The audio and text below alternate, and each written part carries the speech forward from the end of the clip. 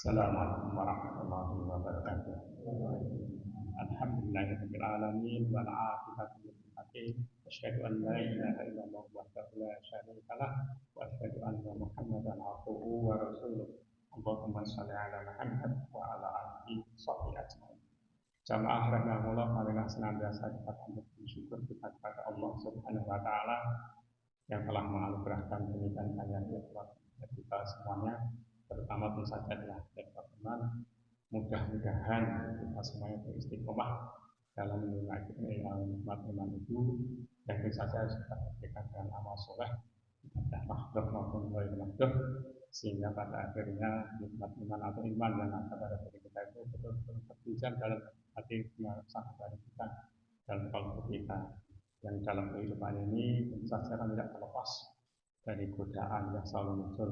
Allah Subhanahu wa taala telah memberikan izin kepada iblis, setan, sifatnya itu tidak segera mengalami kematian dan hidup sampai sekarang. Salam dan salawat semoga dilimpahkan kepada junjungan kita Nabi Muhammad SAW. Beliau telah memegang atau menjalankan amanah dari Allah Subhanahu wa taala dengan segala upaya, segala pengorbanan yang didampingi ataupun dibantu oleh para sahabat, para tabi'in, sehingga ajaran-ajarannya itu sampai kepada kita semuanya. Kita bisa membayangkan kalau kita itu dalam kegelapan tidak menerima suatu ajaran yang akan memberikan jalan kehidupan bagi kita semuanya, tidak hanya di dunia ini tetapi juga pada kehidupan di alam yang lebih lanjut. Di Al-Baqarah 28 yang juga sering kali dibaca oleh imam, yaitu Allah Subhanahu wa taala berfirman, "A'udzu billahi minasyaitonir rajim, kaifa takfuruna billahi wa kuntum amwatan fa ahyaakum, tsumma yumitukum, tsumma yuhyikum, tsumma ilaihi turja'un." Awalnya adalah ruh itu ciptaan Allah, tapi jasad itu juga ciptaan Allah. Tapi pada awalnya kan belum ketemu antara ruh dan jasad, karena itu kan jasad dalam keadaan mati, meskipun penciptaan jasad itu kan berevolusi, ada yang kemudian pertemuan antara sperma dan telur dan sebagainya.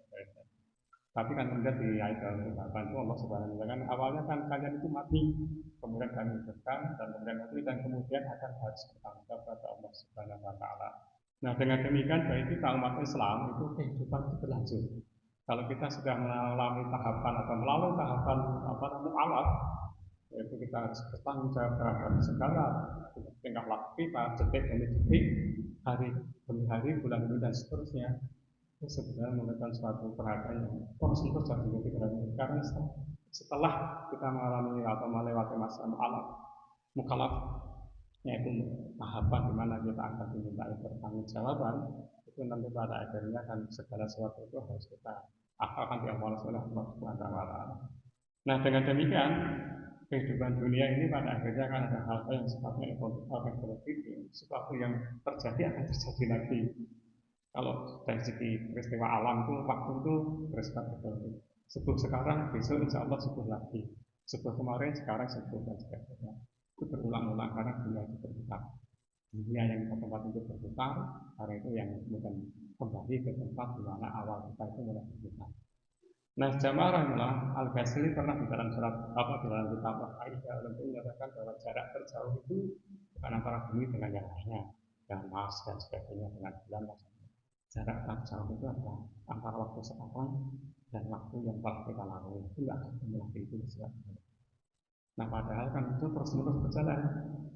Nah, dengan demikian maka kita harus tidak sedar hati-hati, harus waspada. Yang kita alami di negara yang kita cintai ini kan ada hal yang sifatnya sebetulnya tidak harus berevolusi, tidak harus berulang-ulang kembali. Tapi pada nyatanya kita menghadapi sesuatu yang berulang-ulang kembali.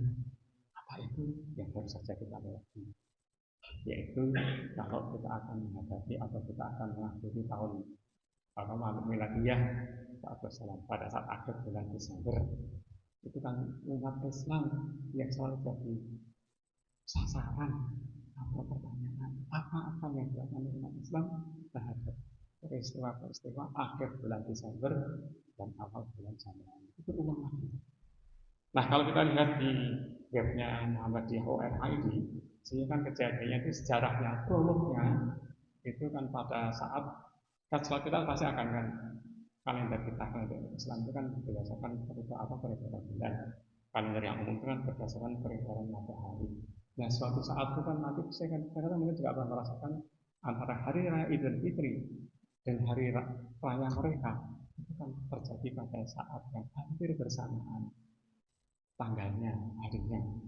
Nah karena itu pada suatu saat sekitar 68 tahun 1968 kejadian itu saja. Nah karena itu kan kantor-kantor pemerintahan yang biasanya mengadakan upacara atau peringatan hari besar keagamaan, hari besar Islam misalnya, karena mayoritas pegawai pemerintah kan tidak bisa langsung itu mengadakannya bersama karena itu mungkin tidak bersama, adakan bersama saja halal bihalal misalnya itu dengan peringatan keagamaan. Nah setelah itu menimbulkan konflik.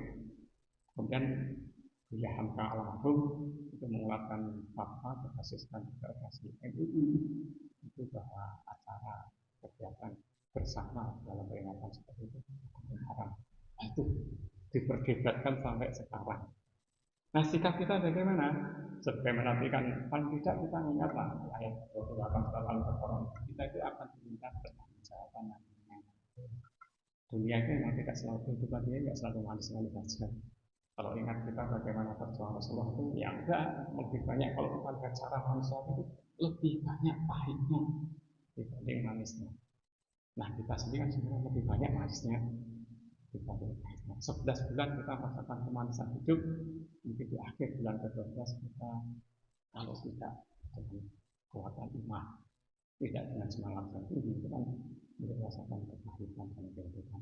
Nah dengan mudah-mudahan tantangan hidup yang kita hadapi ini dalam sampai khairun nas anfa'un nas. Sebenarnya kalau dalam toleransi asam itu kan khairun nas anfa'un nas, kita berbaik untuk hal-hal yang sifatnya muamalah. Kalau ada tetangga kita yang kemudian beragama lain kita jatuh, pasti kita bilang tolong atau harus kan. Kalau ada tetangga kita yang kemudian berbeda keyakinan itu sakit, kita kan harus membawanya ke rumah sakit kalau yang bersangkutan tidak bisa mengatasi masalahnya sendiri. Itu adalah muamalah. Nah seringkali sekarang dicampur antara muamalah dan hal yang sifatnya akidah. Itu yang kacau.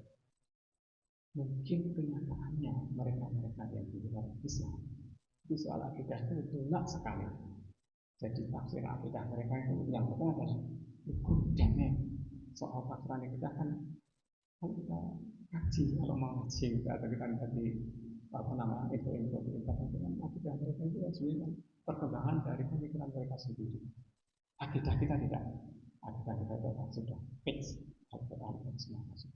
Nah mudah-mudahan dengan berjalannya waktu kita tidak tahu Allah Subhanahu Wa Taala akan masih kesempatan kepada kita untuk bertemu pada bulan Desember 2026 kita teguh untuk mempertahankan keyakinan kita apapun kepahitan yang akan kita hadapi.